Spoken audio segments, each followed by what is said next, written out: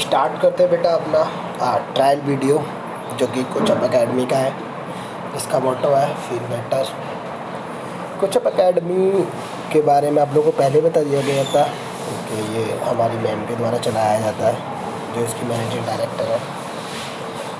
इस पर video upload करते हैं अकाउंटेंसी का, जैसे कि बताया था कि ये सिर्फ उन्हीं बच्चों के लिए है जो बच्चे ऑलरेडी कोचअप एकेडमी में एडमिशन ले चुके हैं, जो पेमेंट कर चुके हैं। वैसे एक ट्रायल वीडियो जो कि सभी स्टूडेंट्स के लिए है। इसे देख के अगर बच्चों को पसंद आए ये वीडियो तो बच्चे आके ज्वाइन कर सकते हैं हमें। चलिए स्टार्ट करते हैं। पार्टनरशिप में आपका फर्स्ट चैप्टर अकाउंटेंसी में देखिए यहाँ पर हमारा जो सेकंड चैप्टर है, जो क्योंकि हमारा एनपीओ वाला चैप्टर है तो 10 मार्क्स का पहले इसे पढ़ाएंगे। पार्टनरशिप हमारी 30 मार्क्स की बुक है तो पहले हम पार्टनरशिप पढ़ाएंगे, एनपीओ पढ़ाएंगे बाद में। तो पहले पार्टनरशिप पर स्टार्ट करते हैं। Accounting for partnership firm fundamental के बारे में देखते हैं। फंडामेंटल में आप क्या क्या सीखेंगे। सबसे पहले देखिए जो ये जानने की कोशिश कीजिए कि पार्टनरशिप आई क्यों। पार्टनरशिप इसलिए फॉर्मेशन हुआ था जिससे कि जो सोल प्रोप्राइटर की जितनी भी लिमिटेशंस थी उन सबको रिमूव करने के लिए ही पार्टनरशिप का फॉर्मेशन हुआ था। सोल प्रोप्राइटर की जो भी लिमिटेशंस थी उन सबको दूर करने के लिए ही पार्टनरशिप का फॉर्मेशन हुआ था। आगे देखते हैं नेचर ऑफ फर्म। सबसे पहले बात करते हैं नेचर ऑफ फर्म क्या है। देखिए नेचर ऑफ फर्म क्या है, ये बिजनेस सेपरेट एंटिटी नहीं रखता है, लेकिन इसके पार्टनर इससे अलग नहीं है। क्योंकि पार्टनर के लिए सबसे मेन है अगर फर्म बैंकरप्ट होती है या दिवालिया होती है या उसके पैसे नहीं चुका पाती है फर्म, तो जो भी पेमेंट होगा वो पार्टनर अपनी पर्सनल एसेट्स को सोल्ड आउट करके देंगे। पार्टनरशिप में सबसे मेन चीज़ इसकी डेफिनेशन है। पार्टनरशिप का जो एक्ट होता है वो होता है इंडियन पार्टनरशिप एक्ट 1932 इसका एक्ट होता है, जो कि ये रहा इंडियन पार्टनरशिप एक्ट 1932। इसका एक सेक्शन है सेक्शन 4। इस सेक्शन 4 की बहुत वैल्यू है क्योंकि सेक्शन 4 में एक डेफिनेशन दी गई है। वो डेफिनेशन बहुत मेन है। डेफिनेशन क्या कहती है, बात करते हैं। Partnership is the relation between persons. Partnership क्या है, पर्सन्स के बीच में रिलेशनशिप है। Persons A person, B person, C person. मान लो कि 3 पर्सन है और ये 3 पर्सन मिलके बिजनेस चलाते हैं जिसको हम पार्टनरशिप फर्म बोलेंगे।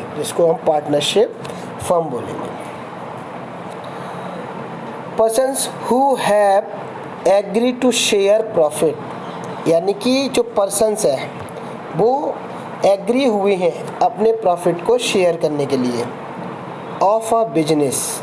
किससे, बिजनेस से। Carried on by all, acting for all. तो यहाँ पर कह क्या रहा है, पार्टनरशिप वो चीज़ है जहाँ पर पार्टनर्स कुछ लोग रेडी हुए हैं, एग्रीमेंट किया है उन्होंने अपने बीच में, एग्री हुए हैं एक अपने आप को बिजनेस चलाने के लिए जो भी प्रॉफिट होगा उसको आपस में वो लोग शेयर करेंगे, शेयर करेंगे। जैसे कि ऊपर लिखे थे 3 लोग A plus B plus C, तीनों लोग मिलकर बिजनेस चला रहे हैं।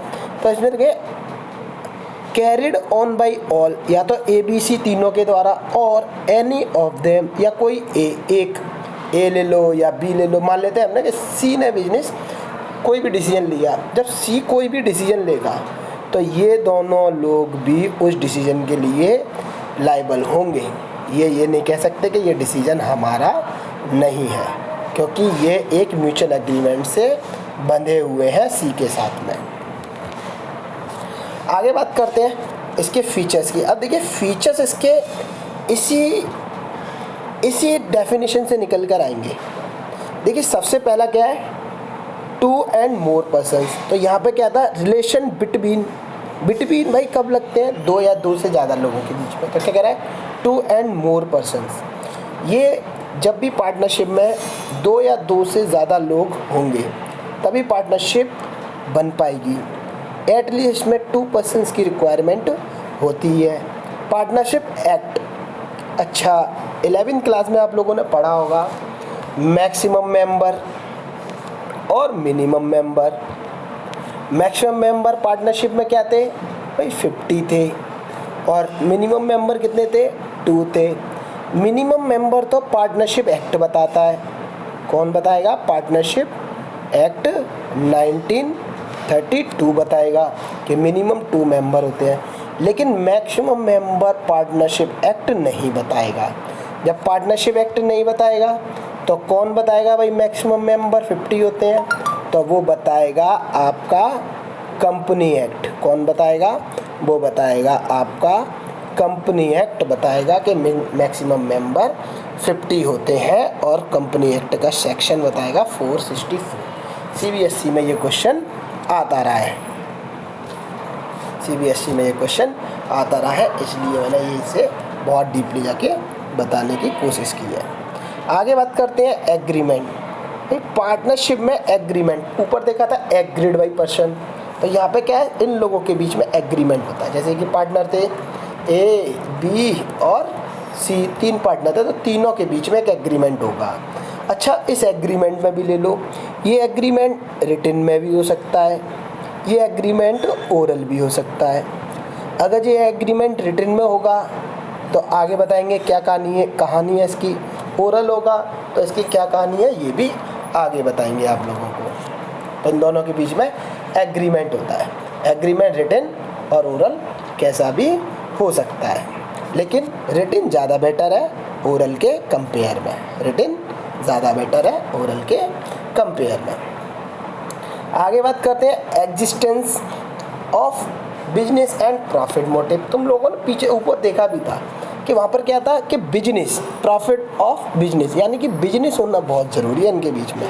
एग्जिस्टेंस ऑफ बिजनेस, और मोटिव कौन सा हो, प्रॉफिट। मतलब कि अगर कोई चैरिटेबल ट्रस्ट ये लोग चला रहे हैं तो ये पार्टनरशिप नहीं हो सकती है। पार्टनरशिप तभी होगी जबकि ये लोग किसी बिजनेस को कैरिड कर रहे हो। Purpose carry some business with intention of earning profit. इनका इंटेंशन होना चाहिए प्रॉफिट को अर्न करना, तभी ये बिजनेस चला रहे होंगे। और बिजनेस भी कैसा होना चाहिए, लीगल बिजनेस होना चाहिए।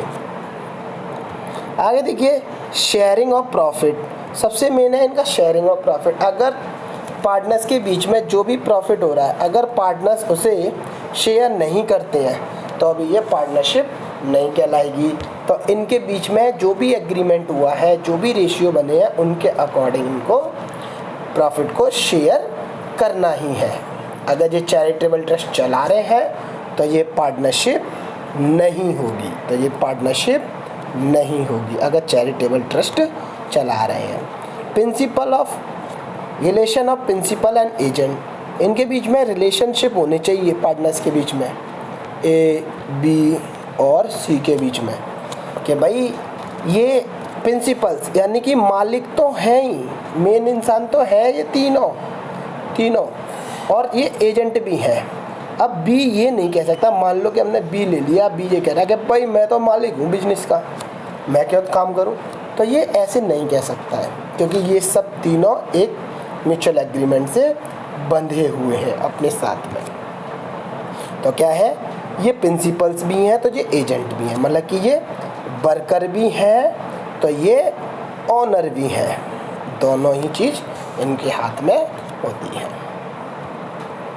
बिजनेस, देखिए ऊपर वाली बात आ गई, business carried on by all और any of acting for all. अभी बताया था जैसे कि A plus B plus C तीनों पार्टनर है। अब बी कोई डिसीजन लेता है तो ए और बी उसे नेगलेक्ट नहीं कर सकते हैं, क्योंकि या तो ये तीनों डिसीजन लें या इनमें से कोई एक डिसीजन ले, एक ही बात है, इन सबको एक दूसरे के प्रति लायबल रहना पड़ता है। नो सेपरेट एग्जिस्टेंस, पार्टनरशिप का कोई भी सेपरेट एग्जिस्टेंस नहीं होता। अब एग्जिस्टेंस क्या होता है, यानी कि ये अपनी बिजनेस से अलग नहीं हो सकते हैं, ये बिजनेस के साथ में ही जॉइंट रहते हैं। इसका मतलब ये है अगर बिजनेस फेल हो गया तो इनको अपनी पर्सनल असेट्स को सोल्ड आउट करके पेमेंट चुकाना पड़ेगा।